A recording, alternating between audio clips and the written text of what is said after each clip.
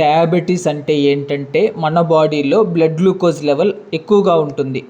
Blood glucose level ఎందుకు ఎక్కువగా ఉంటుందంటే మన బాడీలో ఇన్సులిన్ తక్కువగా ఉంటుంది, లేదా ఉన్న ఇన్సులిన్కి మన బాడీలో రెసిస్టెన్స్ ఉంటుంది. దీనికి గల ప్రధాన కారణాలు ఏంటంటే ఫ్యామిలీ హిస్టరీ. మన కుటుంబంలో అమ్మకి కానీ నాన్నకి కానీ ఎవరికైనా ఉన్నా మనకు వచ్చే ఛాన్స్ ఉంటుంది.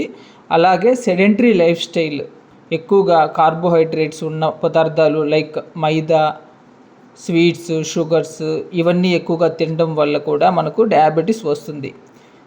బాగా దప్పిక వేస్తుంది, ఎక్కువగా యూరిన్ పోతుంది, అలాగే ఫెటిగ్ అలసత్వం వస్తుంది అండ్ తెలియకుండా బరువు కూడా తగ్గుతారు.